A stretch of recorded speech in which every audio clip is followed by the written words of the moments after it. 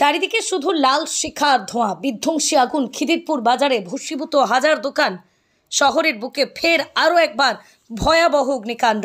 বিধ্বংসী আগুন খিদিরপুরে। গতকাল রবিবার মধ্যরাতে খিদিরপুর বাজারে আগুন লাগে। দমকলের 20টি ইঞ্জিন কাজ করছে, এখনও আগুন নিয়ন্ত্রণে আসেনি। ভস্মীভূত হয়ে গিয়েছে প্রায় 1000 দোকান। ঘটনাস্থলে এসেছে দমকল মন্ত্রী সুজিত বসু। জানা গিয়েছে রবিবার রাত 2:05 নাগাদ খিদিরপুর বাজারে আগুন লাগে। ঘিঞ্জি এলাকা হওয়ায় দ্রুত আশেপাশের দোকানগুলিতে দ্রুত আগুন ছড়িয়ে পড়তে থাকে। বেশ কয়েকটি দোকানে আগুনের গ্রাসে সম্পূর্ণ পুড়ে ছাই হয়ে যায়। অগ্নিকাণ্ডের খবর পেয়ে দ্রুত ঘটনাস্থলে আসে দমকল।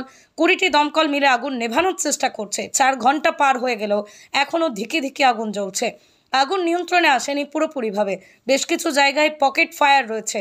সাদা ধোঁয়ায় গোটা এলাকা ঢেকে যাওয়ায় আগুন নেভানো সমস্যার হচ্ছে। ভস্মীভূত হয়ে গিয়েছে প্রায় 400-র বেশি দোকান।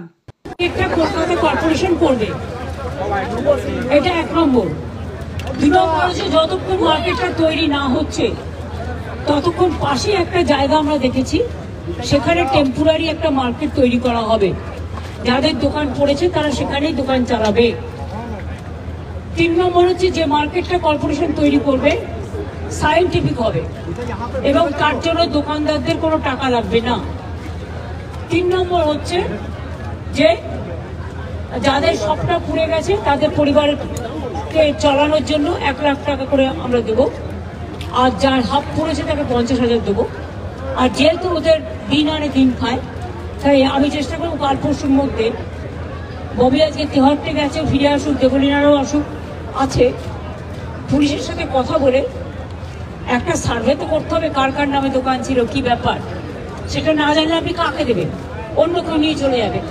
তাদের হাতে 2-3 দিনের মধ্যে আমরা 10,000 টাকা করে দিয়ে দেবো, যাতে তারা আপাতত তাদের সংসার চালাতে পারে।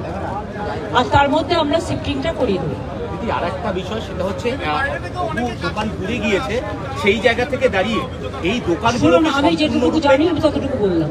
দিদি, সম্পূর্ণরূপে কেএমসি থেকে অর্থাৎ কলকাতা কর্পোরেশন সম্পূর্ণটা রিনোভেট করে দেবে? হ্যাঁ রে বাবা, করবে।